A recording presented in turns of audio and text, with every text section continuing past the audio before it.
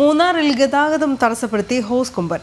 മൂന്നാർ മാട്ടുപ്പെട്ടി റോഡിൽ ഇന്നലെ രാത്രിയിലായിരുന്നു സംഭവം. ഏറെ നേരം പരിഭ്രാന്തി പരത്തി കാട്ടാന സ്വമേധയാ പിൻവാങ്ങുകയായിരുന്നു. ആന ഇപ്പോഴും കുണ്ടള മാട്ടുപ്പെട്ടി എസ്റ്റേറ്റ് മേഖലയിൽ തുടരുകയാണെന്നാണ് വിവരം.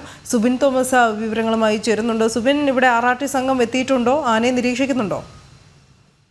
നിലവിൽ ഇപ്പോഴും ആനയെ നിരീക്ഷിക്കുന്നുണ്ട്. കുണ്ടള മാട്ടുപ്പെട്ടി എസ്റ്റേറ്റ് മേഖലയിൽ തന്നെ ആന തുടരുന്ന സാഹചര്യമാണ്. ഇന്നലെ രാത്രിയാണ് ഈ ഹോസ് കമ്പനി മൂന്നാർ മാട്ടുപ്പെട്ടി റോഡിലെത്തുന്നത്. ഇനി ഏറെ നേരം ഈ റോഡിൽ നിലയുറപ്പിച്ച ആന പരിഭ്രാന്തി പരത്തുകയും ചെയ്തു. വാഹനങ്ങൾക്ക് അടുത്തേക്ക് വരികയും വാഹനത്തിലുണ്ടായിരുന്നവർ പേടിക്കുകയും ചെയ്ത സാഹചര്യം ഉണ്ടായിരുന്നു. ഏറെ നേരം കഴിഞ്ഞാണ് ഈ ആന ഇവിടെ നിന്ന് മടങ്ങുന്ന ഒരു സാഹചര്യം ഉണ്ടായത്. ഈ സമയത്ത് RRTയുടെ സേവനം ആ മേഖലയിൽ ലഭ്യമായിരുന്നില്ല എന്നുള്ളതാണ് മനസ്സിലാക്കാൻ സാധിക്കുന്നത്.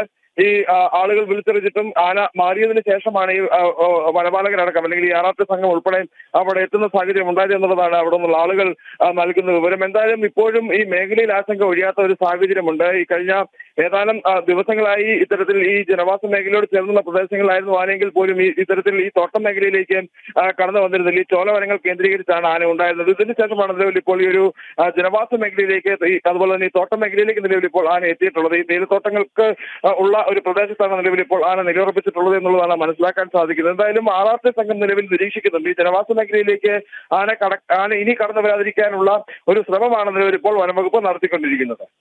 ശരി സുബിൻ.